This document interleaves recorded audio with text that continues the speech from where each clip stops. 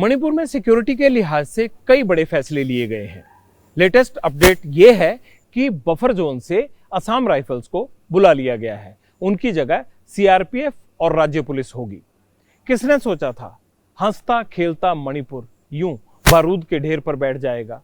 कौन जानता था मणिपुर में इस कदर नफरत फैल जाएगी, लेकिन ऐसा हुआ।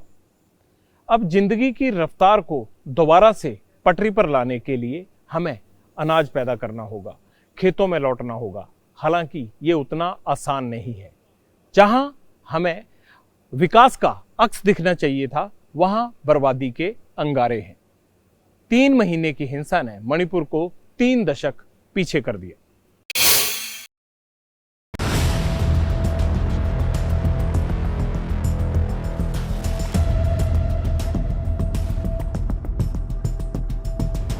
मणिपुर में नफरत की आंधी थमती नहीं दिखती।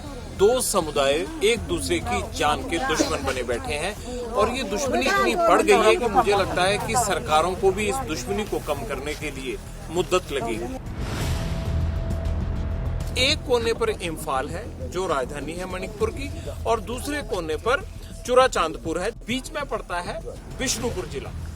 इन दोनों के मध्य में बिष्णुपुर से अगर हम बाईं तरफ मान के चलें तो वो सारा कुकी और जो पहाड़ी क्षेत्र है वो सब कुकी समुदाय के बाहुल के माने जाते हैं। और अगर बिशनपुर से लेकर इम्फाल के बीच का मान लिया जाए, ये पीछे का दाहिनी तरफ का एरिया, ये सारा हाईवे का दोनों तरफ का एरिया एक तरह से माना जाता है मैताई बाहुल। अब ये इस तरफ जो है, ये जो महिलाएं खड़ी हैं, ये निगरानी किसकी कर रही हैं? निगरानी हो रही है इन पहाड़ों पर बने बंकर और मोर्चों की। यहाँ पर मणिपुर पुलिस का पीछे पहरा है और ये गांव की महिलाएं इन पहाड़ों पर देख रही हैं। और जिन पहाड़ों पर नजर जा रही है, इनमें बंकर बने हुए हैं। आपको कैमरा की नजर से नहीं दिखेंगे वो बंकर, लेकिन जितने भी हिल क्षेत्र हैं, यानी जो पहाड़ी इलाके नजर आ रहे हैं, कुकी समुदाय के ज्यादातर लोग इन्हीं पर ही बसते हैं। बॉक्सर मैरी कॉम मेडल आई थी, फिल्म भी बनी, प्रियंका चोपड़ा ने अभिनय किया, हम सब ने आपको देखा उसके जीवन पर। और उसका घर हम दिखाते हैं कि वो पीछे जो लाल रंग की छत वाला एक घर दिख रहा है, यहाँ पर मैरी कॉम ने घर लिया है। उनका अपना गांव बगल में पड़ता है, लेकिन यहाँ उन्होंने घर खरीदा है। दूरबीन पकड़ी हुई है, इस दूरबीन से क्या देखते हैं आप? हम लोग दूरबीन पकड़ के देख रही है वो, क्योंकि कुकी लोग हम लोगों को सुबह पे फायरिंग किया था, इसलिए हम लोग यहाँ पर खड़े होकर सेफ्टी के लिए देखा है। आपको देखा कुछ दूरबीन में? हाँ, देखा है। उसका बंकर है, वहाँ पर असम राइफल की कैंप भी है और साथ में बंकर भी है। तो वो फायरिंग करने पर असम राइफल लोग क्या कर रही है, ये है हमारा सवाल। ये पहली बार हुआ नहीं है, ये बार बार हुआ है ये फायरिंग। तो हम लोग क्या करें? ये हम तो ये खेती बाड़ी करके खाना खाना है हम लोग को। तो ये अभी भी आधा खेती आधा अभी खाली है। अब अभी यहाँ पर ये ग्रीन ऊपर पूरा खाली है। वहाँ जाते नहीं आप खेती करने? नहीं, कभी नहीं जाते। हम लोग जाने नहीं देते ये कुकी लोगों को। तो ये वहाँ भी सिख रेजिमेंट है और नीचे BSF है। तो जो किसी का फायरिंग करेगी, गोली लगाया है, तो कोई कुछ नहीं करते ये लोग। आपके बार बार हम लोग को फायरिंग करते रहते हैं ये लोग। तो हम जीना मुश्किल हो रही है हम लोग को। हमारा पास हथियार नहीं है, सिर्फ चाकू से हम कैसे चलेगा? वो लोग तो गोली मारता है, हम क्या लेकर जाएंगे? कुकी लोगों के पास इतना सारा अच्छा वेपन्स है और गोली है, वो अभी तक खत्म नहीं हुआ। वो सब कहाँ से आती है? ये जो लूटे जा रहे हैं हथियार, वो इस्तेमाल हो रहे हैं क्या? जो हो रहा है या दूसरे कंट्री से आ रही है, ये मालूम नहीं। ऐसा कहा जाता है कि म्यांमार बॉर्डर से भी आ रहा है। ये लोग, हम लोग को पता है, म्यांमार लोगों से वो लोग पेश रही है, क्योंकि वहाँ पर इंडिजिनस कुकी ही नहीं है, वो मिलिटेंट्स लोग भी है। तो लोगों की प्रॉब्लम का हल क्या होगा इसका? हम लोग चाहती है वो फायरिंग रोको और टेबल में बातचीत करो और पीस। We want piece. आप शांति चाहते हैं? हाँ, हम लोग शांति चाहते हैं। खेतों में हम काम करके काम नहीं करेंगे तो हम क्या खाएंगे। आप अपने जो एमएलए हैं यहाँ, आपके जो मिनिस्टर हैं, आपके जो चीफ मिनिस्टर हैं, आपके जो गवर्नर हैं, आप क्यों नहीं जाते उनसे मिलने के लिए? जाती है, मेमोरेंडम भी देती है, हम लोग सब करती है, पर वो लोग सुनता नहीं है ना। गांव वाले हैं और ये खेती बाड़ी करके हम जीते हैं। ये हाफ खेती नहीं कर सकती अभी ये सिचुएशन में। कैसा खेती करने के लिए, जब खेती करने के लिए जाएगा वो हमको गोली मारते हैं। क्या गोली लगातार आता है आपके गांव में या कभी कभी होता है? ना, लगातार। अभी तक तो 5 बार हुआ है। ये फायरिंग पहले भी 4 बार हो चुका है, उसमें एक भी घायल हो चुका है। ये लगातार उनकी तरफ से ही अटैक आता है। हम लोग खाली यहाँ पे डिफेंस के लिए, यहाँ पे जो डिफेंस फोर्स है यहाँ पे है, लेकिन हम लोग कभी भी उन पर अटैक नहीं करता है, क्योंकि हम लोग यहाँ पे शांति चाहते हैं। हम मैते लोग क्या चाहते हैं कि मणिपुर की इंटीग्रिटी, सॉलिडिरिटी हम लोग बचाना चाहते हैं। वो लोग मणिपुर को तोड़ना चाहते हैं। उनके अगेंस्ट में हम, मेरा भाई भी लोग उनके अगेंस्ट में है। को लगता है कि आर्मी ज्यादा बेटर तरीके से हैंडल कर सकती है इस पूरी सिचुएशन को? आर्मी लगनी चाहिए। हम किसी भी सेंट्रल फोर्स पे विश्वास नहीं कर सके अभी इस सिचुएशन में। जब भी कोई भी यहाँ पे या उस तरफ में वायलेंस होता है तो वो फोर्सेस हम लोग की तरफ ही गोली चलाते हैं, उन लोग की तरफ कभी नहीं चलाते। ये ऐसे ही सारा दिन पहरा देते हैं, रात को भी यहाँ पहरा देते हैं कि कोई आना जाए या चले जाते हैं? सिक्योरिटी फोर्सेस देखती हैं, गांव वाले रहते हैं? गाँव वाले विलेज डिफेंस फोर्स है यहाँ पे सिक्योरिटी। ये विलेज डिफेंस फोर्स तब से 3 मई से ही पहरा हाँ, दे रही है, 3 मई पहले से। भी रहती थी? नहीं, 3 मई से रात को पहरा देने के जरूरत हो गया ना, क्योंकि वो लोग कभी भी आ सकता है। आसाम राइफल के गाड़ी में भी घुस के आ सकता है ना। और अगर आसाम राइफल की गाड़ी आती है उसको भी रोक लेते हो आप? क्यों नहीं, हम लोग यहाँ पे उनको रोकने के लिए है, क्योंकि वो उनके साइड से आया। Sometime according to our observation Assam rifle के गाड़ी में ही घुस के आते हैं, उन लोग के ड्रेस में आते हैं। आपको क्या लगता है कि सिर्फ हाई कोर्ट के एक फैसले से ये हिंसा भड़की या ये पहले से ही सब कुछ अंदर से उबल रहा था? नो, ये हाई कोर्ट की राय से नहीं उभरा है, ये पहले से ही प्री प्लान किया हुआ है। तो अगर उन लोगों को इसके ऑब्जेक्शन कोई भी काम करना था तो स्टेट या सेंट्रल गवर्नमेंट को बोलना था ना कि सिविलियन और मासूम लोगों की जान लेने की कोई जरूरत नहीं है। ऐसे कितने दिन चलेगा? इसको खत्म करना है। हम लोग भी चाहते हैं इसको जल्दी से जल्दी खत्म करना चाहिए, क्योंकि बच्चे लोग स्कूल नहीं जा सके, किसान लोग अपने फार्म में खेती बाड़ी नहीं कर सके। तो इस सिचुएशन में मणिपुर की इकोनॉमिक, एवरीथिंग सोशियो इकोनॉमिक में इफेक्ट है। इस सिचुएशन में हम अपने बच्चों को स्कूल भेजने से भी डर लग रहा है कि इस वजह से कि जैसे कि उन लोगों के साथ से सुसाइड बॉम्बर आ गया तो क्या करेंगे स्कूल में, या बम लगा और उनके बच्चे इकट्ठे पढ़ते हैं चुरचांड में, कांगपोकमी में या दूसरे स्टेट में, डिस्ट्रिक्ट में पढ़ते हैं। लेकिन अभी क्या पढ़ेंगे? चुरचांदपुर में हम लोग जा सकता है? अपने मातृभूमि में जाने के लिए परमिशन लेना पड़ेगा क्या? तो आप अपने जो स्कूल है यहाँ के, इनमें आप के बच्चे को पढ़ने दोगे या नहीं? अभी ये सिचुएशन वजह से उन लोग को अगर आया बच्चा आए तो मासूम लोग आए तो हम लोग क्यों नहीं पढ़ने देंगे? ये भी उनके ही स्टेट है, तो हम क्यों नहीं पढ़ने देंगे बच्चा लोग, इनिशियल लोग।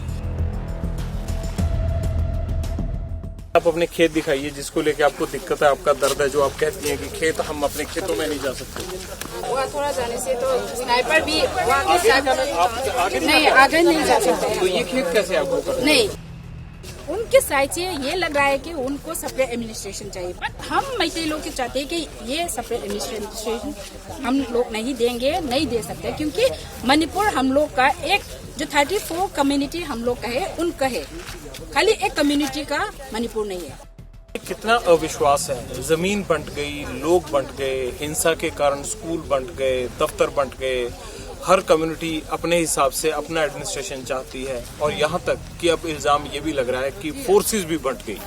किस तरह से मणिपुर में शांति बहाली करनी है? कितना टफ टास्क है ये, कितना मुश्किल टास्क है। मुझे लगता है कि ऐसी सैकड़ों आवाजें हैं। ये विलेज डिफेंस फोर्स की महिलाएं हैं जो यहाँ मोर्चा संभालती हैं। खेत इनके पड़े हैं, लेकिन ताज्जुब ये है कि जो ये पहाड़ी इलाकों के बीच में घर नजर आ रहे हैं ये दूसरे समुदाय के हैं, इसलिए इन खेतों को जहां तक ये जाना चाहते हैं वहां तक जा नहीं सकते।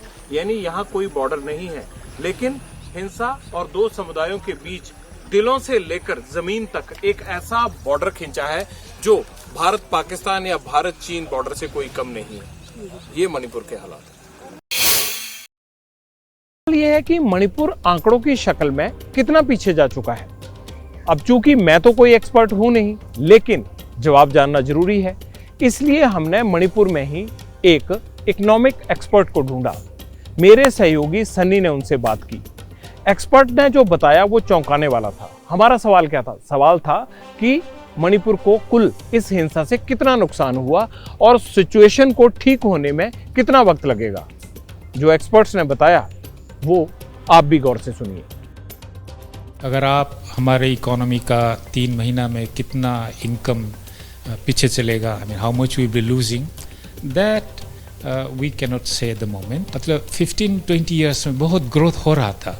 सो ये ट्राइबल एरियाज भी बहुत डेवलप्ड हो रहा था।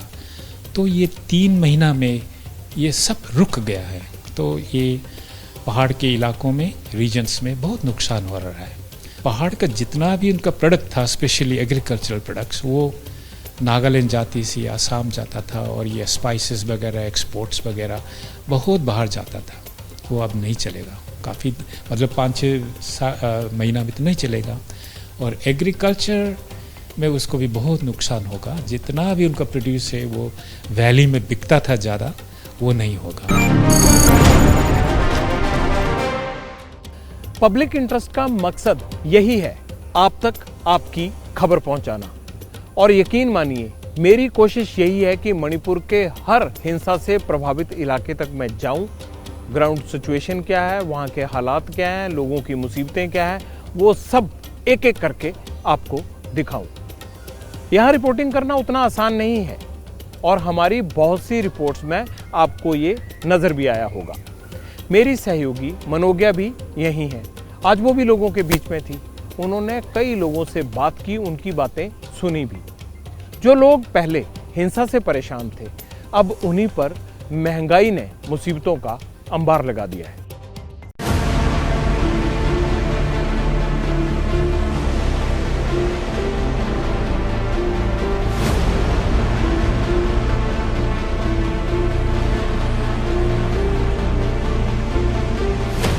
दो समुदायों के बीच हिंसा का साइड इफेक्ट पूरा मणिपुर झेल रहा है। महंगाई की मार ने हालात और खराब कर दिए हैं। बीन्स अभी 50 में बिक्री कर रहा है, बैगन 40, बड़ा वाला बैगन 40 और मरचा 140। मणिपुर में महंगाई की 3 वजह हैं। पहली, हिंसा की आग। दूसरी, बाजार का हफ्ते में सिर्फ 3 दिन ही खुलना। और तीसरी, सप्लाई चेन का ठप होना। पहले तो चूराचांदपुर जैसे बाजारों में इम्फाल से सामान आता था, इसे आने में 90 मिनट लगते थे। लेकिन अब सामान मिजोरम से आ रहा है और इसे भी पहुंचने में 1 दिन लग जाता है। मतलब ये कि पहले जहां सिर्फ 3000 का भाड़ा लगता था, वहीं अब 30,000 रुपए देने पड़ रहे हैं। और इसका सीधा असर रोजमर्रा में इस्तेमाल होने वाली हर चीज पर पड़ रहा है। इम्फाल से आने से 3,000 जा रहा था गाड़ी भाड़ा, अभी तो मिजोरम से सिलचर से आने से ना 30,000-35,000 भाड़ा जा रहा है गाड़ी भाड़ा, एक पिकअप गाड़ी भाड़ा का। तो जिस एक गाड़ी को रिजर्व में 3,000 रुपए में सामान लाया जा सकता था, वो अब 30,000 रुपए हो गया है। और इसका सीधा असर आम आदमी की, यहाँ रहने वाले स्थानीय लोगों की जेब पर है। सब्जियों के दाम कुल मिलाकर दुगने हो चुके हैं। टमाटर तो 150 रुपए किलो तक जा रहा है। अलग अलग बाजार में अलग अलग मूल्य के आधार पर जो स्थानीय सब्जी हैं वो कमोवेश कम रहती हैं दाम में और उपलब्ध भी होती हैं आसानी से, जिस तरह की हरी सब्जियां। लेकिन इसके अलावा बाकी सारा सामान महंगा होता चला जा रहा है। हालात खराब है, वक्त मुश्किल है, मगर राहत की बात यह है कि यहाँ हरी सब्जी मिल रही है। मगर टमाटर के दाम तो यहाँ भी आसमान पर है। टमाटर तो पहला में 25 में भी मिल रहा है, अभी तो 150 हो रहा है, 150। दूध हर घर की जरूरत है, बच्चों को तो दूध चाहिए ही चाहिए। पहले दूध आसानी से मिल जाया करता था, लेकिन अब हिंसा के बाद सप्लाई इस कदर ठप हुई है कि 500 रुपए देने के बावजूद दूध मुहैया नहीं हो पाता। दूध के रेट बढ़ चुके हैं और जो डब्बा दूध का 300 रुपए में मिलता था वो अब 500 रुपए में भी नहीं मिल रहा है। दरअसल सप्लाई एक बड़ी समस्या है। रोजमर्रा का सामान खरीदने को लेकर भी मणिपुर में अमीर और गरीब के बीच की खाई साफ नजर आती है। जिनके पास पैसा है वो तो ज्यादा दाम पर भी चीज खरीद ले जाते हैं, लेकिन जिन्होंने हिंसा में अपना सब कुछ गंवा दिया, उनके सामने मुश्किलों का पहाड़ है। तो कोई तो धनी वाला लोग तो आराम से खाते हैं, गरीब आज सुबह के लिए खाने धोने के लिए वाले तो कभी आज एक दिन के लिए एक बार खाने वाला लोग भी बहुत होता है, बहुत दिक्कत है।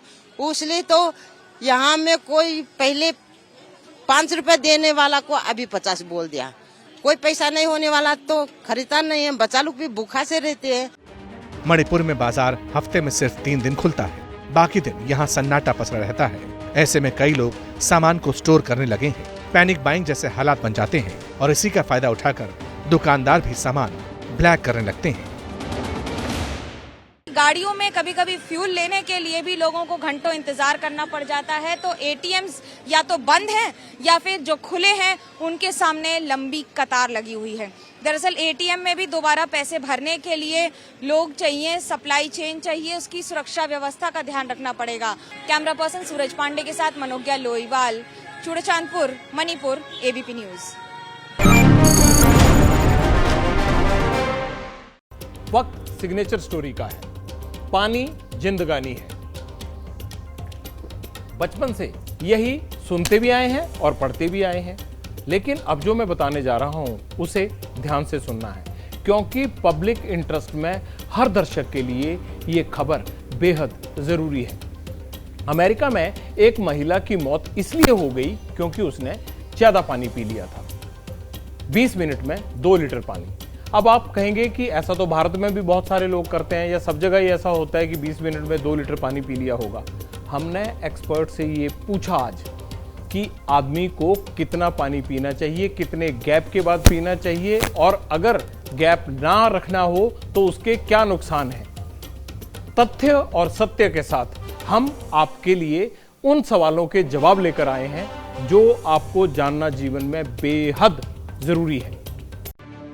35 साल की एशली समर्स परिवार के साथ छुट्टियां मनाने इंडियाना के popular tourist spot lake Freeman गई थी। दिन में सैर सपाटा करने की वजह से एशली डिहाइड्रेट हो गई। शरीर में पानी की कमी से एशली को सिरदर्द होने लगा। प्यास से बेहाल एशली ने 20 मिनट में करीब 2 लीटर पानी पी लिया। इसके बाद एशली गैराज के पास बेहोश हो गई। अस्पताल में इलाज के दौरान उनकी मौत हो गई। एशली के भाई मिलर का कहना है कि वाटर इंटॉक्सिकेशन की वजह से एशली की मौत हुई। ज्यादा पानी पीने की वजह से वाटर इंटॉक्सिकेशन की समस्या आती है और जब ऐसा होता है तब शरीर में इलेक्ट्रोलाइट्स का संतुलन बिगड़ जाता है। शरीर को फिट और कामकाज के लिए एक्टिव रखने में इलेक्ट्रोलाइट्स बेहद जरूरी होते हैं। वाटर टॉक्सिसिटी बहुत बार ऐसे एक कंडीशन रहती है जो दिमागी लेवल पे भी रहती है या हार्ट के कंडीशन पे भी रहती है, यानी जिसको साइकोजेनिक भी बोला जाता है, जिसमें या फिर डायबिटीज़ वगैरह की कंडीशन में भी पेशेंट बहुत सारा पानी पीने की कोशिश करता है, जिससे उसके शरीर में जो बदलाव रहते हैं उसको वो न्यूट्रलाइज करने की कोशिश करता है। एक प्रमाण से बाहर अगर पानी पीता है कोई तो सोडियम की मात्रा वगैरह कम हो जाती है। खबर भले ही अमेरिका की हो, लेकिन वाटर इंटॉक्सिकेशन जैसी बला किसी के भी मत्थे पड़ सकती है। गर्मी और उमस में तो और ज्यादा सावधान रहने की जरूरत है।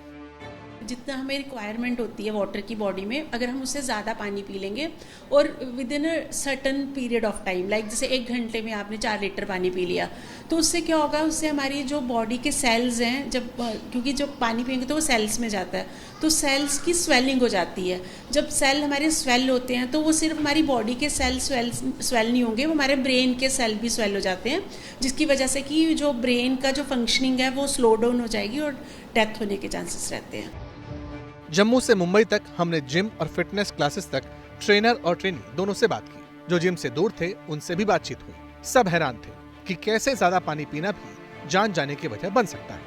ऐसे इंसिडेंट्स तो पहले कभी नहीं सुना हमने, ये एक रिसेंट इंसिडेंट है जो सुना हमने, और मतलब आई थिंक के मेरे नॉलेज में ये पहली बार मैंने सुना है, इससे पहले कभी आया नहीं है ये। नहीं, लाइक ये पहली बार था, तो अब मेरे को लग रहा है कि मैं कॉशियस रहना चाहिए इस बारे में। पब्लिक इंटरेस्ट में समस्या के साथ बात समाधान की भी की जाती है। हमने डॉक्टर्स और डाइटिशियन से बात की, पूछा एक दिन में एक आम इंसान को कितना पानी पीना चाहिए, कब कब पीना चाहिए, यानी पानी में गैप कितना होना चाहिए। नॉर्मली हमें जैसे सुबह उठते ही बॉडी डिहाइड्रेट होती है तो हमें मॉर्निंग में उठते ही सबसे पहले 1 गिलास पानी पीना चाहिए। उसके बाद हमें अपना ब्रेकफास्ट करने के 1 घंटे के बाद आपको 1 गिलास पानी लें। फिर लंच से 1 घंटा पहले 1 गिलास पानी लें, लंच के 1 घंटे के बाद पानी पिएं। और फिर आप इवनिंग में जैसे अगर वॉक कर रहे हैं या कुछ कर रहे हैं तो वॉक पे जाने से पहले 1 गिलास पानी पी के जाएँ, और डिनर से पहले 1 गिलास पानी पिए और सोने से पहले 1 गिलास पानी पिए। पानी अनमोल है और जिंदगी उससे भी ज्यादा। इसमें कोई शक नहीं कि पानी ज्यादा पी लेने से मौत हो जाना एक दुर्लभ घटना है, लेकिन ये भी सच है कि हमारे शरीर का ध्यान भी हमें ही रखना होगा। धूप से आकर ज्यादा पानी पी लेना या प्यास लगने पर एक सांस में 1 बोतल पानी गटक लेना, ऐसी आदतों को तत्काल त्यागना होगा। क्या तीसरा विश्व युद्ध पानी की खातिर होगा? ये थ्योरी पिछले 2 दशक से दुनिया भर में वायरल है। 3rd वर्ल्ड वॉर का तो नहीं पता, लेकिन पानी के लिए युद्ध छिड़ने का एक ट्रेलर सामने आ गया है। आपको यकीन नहीं होगा, लेकिन एक देश ने पानी के विवाद को लेकर अपने सुसाइड बॉम्बर दस्ते बॉर्डर पर तैनात कर दिए हैं। सोचिए, अब पानी की खातिर फिदाइन रखे जा रहे हैं। अगस्त के पहले ही दिन ईरान की सरकार ने चौंकाने वाला ऐलान किया। 1 से 5 अगस्त तक पूरे देश में अवकाश घोषित किया गया था। वजह थी जानलेवा गर्मी। साउथ ईरान के अहवाज शहर समेत कुछ इलाकों में पारा 50 डिग्री सेल्सियस के पार पहुंच गया।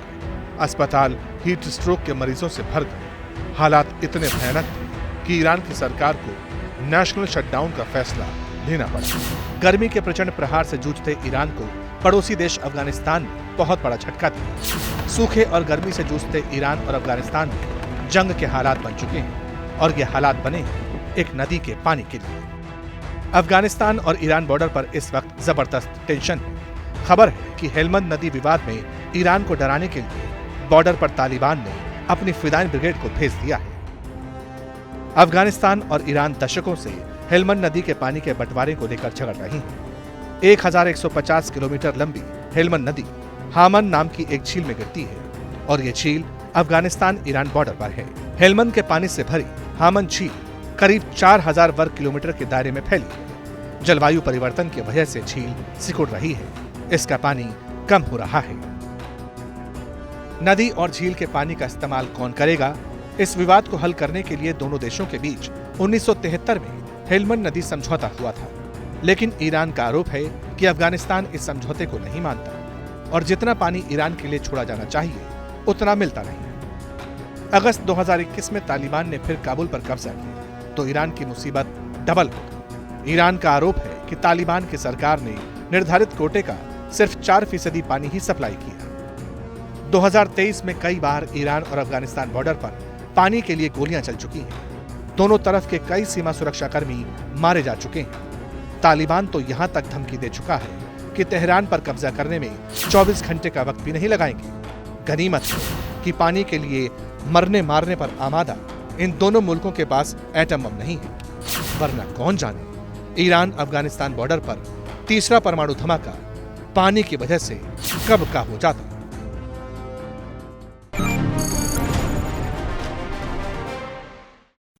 चलिए, अब वक्त हो गया है आपके कमेंट्स का, जिसका आपको और मुझे बड़ा बेसब्री से इंतजार रहता है। ग्राउंड रिपोर्ट्स आपको पसंद आ रही हैं, मुझे अंदाजा हो गया है, क्योंकि जिस तरह से कमेंट आए हैं, जिस तरह के सुझाव दिए गए हैं, जो रिएक्शन दिए गए हैं, उनसे ये पता लग रहा है कि मणिपुर की ग्राउंड रिपोर्ट्स और चांद की जो खबर दिखाई थी वो आपको पसंद आई है। ये आपके रिएक्शन आपसे शेयर कर रहा हूं।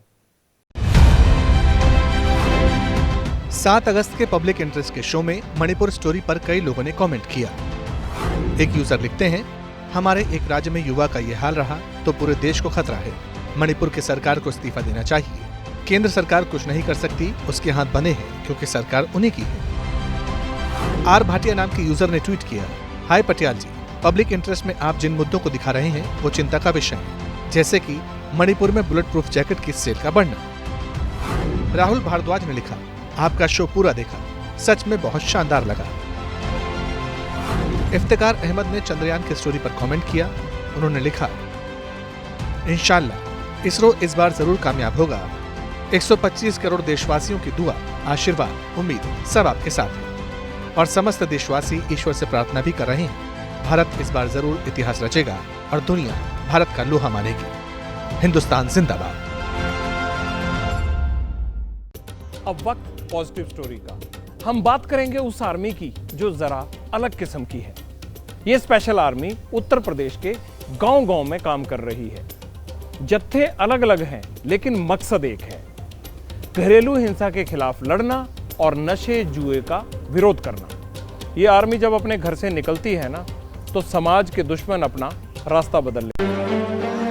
हमके लिए खाना है घर घर से नशा जुआ भगाना है। स्वस्थ भारत खुशहाल भारत, स्वस्थ भारत खुशहाल भारत, खुशहाल भारत।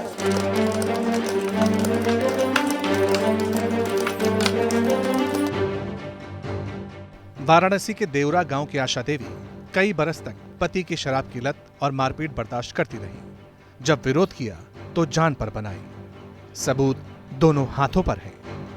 अपने दर्द से इतना हम अपने घर से परेशान, परिवार से परेशान थे कि ये दर्द सहते सहते सह नहीं गया, तो ये मतलब हमारे घर में ये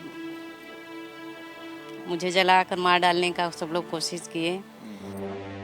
लेकिन महिलाओं का जत्था जब ग्रीन आर्मी में बदला, फिर तो सब बदलने लगा। अब शराब और जुए की लत छोड़ने वालों की तादाद बढ़ रही है। जुड़ने से बहुत लाभ हुआ है, दारू मुक्त हो गया। बहुत लोग बच्चे जुआ खेल रहे थे, वो भी मान गए। हम लोग को देखते हैं हरी साड़ी में, तो वो सब भाग जाते हैं। बच्चे पढ़ने नहीं जाते थे, तो बच्चे भी पढ़ने जा रहे हैं स्कूल में। पुलिस इन्हें मित्र मानती है, प्रशासन सहयोग करता, इनकी शिकायत पर एक्शन भी तुरंत होता है। हम लोग के साथ प्रशासन भी साथ देते हैं। हाँ। जरा सा भी कहीं पे भी जुआ होता है, अगर नहीं मानते तुरंत हम लोग प्रशासन को फोन करते हैं और प्रशासन तुरंत आकर के गिरफ्तार कर लेते हैं। जुआ, शराब, बाल विवाह जैसी बुराइयों से लड़ने का बीड़ा उठाया तो गुंडों से पाला पड़ने का डर भी रहता है। इसलिए हाथ में लाठी लेकर चलना पड़ता है। ये लठिये से इलाज हो जाएगी। हाँ, ऐसे इलाज करा एक आध जने के भेद दोल गल हमने जेली में आए। अब देखा लें तो खाली साड़ी पहन के अगर निकल जाए तब वो डर के मारे निकल जाइए, हट जाइए। बदमाश अगर भिड़ ही जाए तो उसे सबक सिखाने की भी पूरी तैयारी है। ये आत्मविश्वास कोई एक दिन में नहीं आया, इसके पीछे लंबी लड़ाई है। महिलाएं हालात बदलना चाहती थी, ऐसे में एक एनजीओ का साथ मिला तो हालात बदलने लगे। आज कई महिलाएं अपने गांव में नशा जुआ तो रुकवा ही चुकी हैं, आज वो आर्थिक रूप से संपन्न बन चुकी हैं। एनजीओ की मदद से गांव में ही कल कारखाने लग चुके हैं। ये महिलाएं जो ग्रीन आर्मी से संबंधित हैं, आर्थिक उद्यमिता के लिए भी आगे बढ़ रही हैं, आर्थिक स्वतंत्रता के लिए भी आगे बढ़ रही हैं। ये जानती हैं कि अगर इनके हाथ में पैसा रहेगा और आर्थिक शक्ति रहेगी तो ये समाज को भी चलाएंगी और घर को भी चलाएंगी। ग्रीन आर्मी ने बदलाव का रास्ता दिखाया है। ये साबित किया है कि मन में भरोसा हो तो कोई भी चुनौती बड़ी नहीं होती।